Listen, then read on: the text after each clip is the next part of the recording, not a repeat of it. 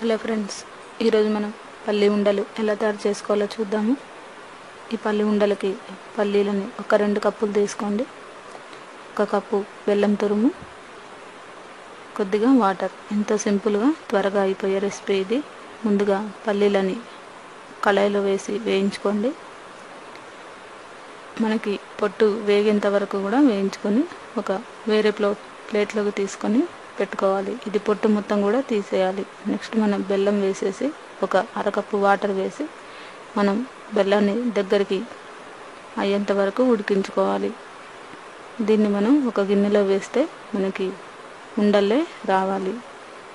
చూసారు కదా, ఈ విధంగా మనం ఉండలాగా మనకి మరీ గట్టిగా కాకుండా లేత ఉండ వచ్చేటట్టు ఉడికించుకొని దీంట్లో వేయించి పెట్టుకున్న పల్లీలని వేసుకోవాలి. ఇది పిల్లలకు కూడా ఎంతో మంచిది. దీన్ని మనం వేరే ప్లేట్లోకి తీసుకొని లడ్డూలాగా దీన్ని చుట్టుకోవాలి. చూసారు కదా, ఇది మనకి తొందరగా గట్టిపడుతుంది.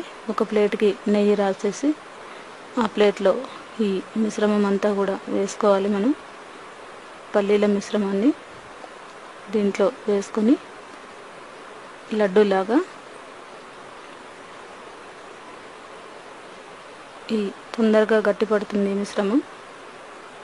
ఇది పల్లి పట్టీలాగైనా చేసుకోవచ్చు, లేదా లడ్డూలాగా కూడా చుట్టుకోవచ్చు. ఇప్పుడు నేను మీకు ఇవి లడ్డూలాగా చేసి చూపిస్తున్నాను.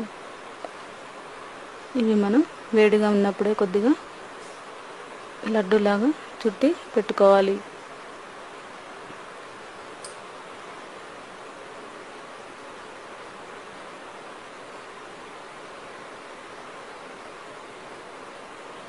ఇది మనకి తొందరగా గట్టిపడుతుంది. జాగ్రత్తగా ఉండలాగా ఈ విధంగా చుట్టుకుంటే ఎంతో రుచికరమైన మనకి ఈ పల్లి ఉండలు రెడీ అయినట్టే. ఈ రెసిపీని మీరు కూడా ట్రై చేసి చూడగలరు.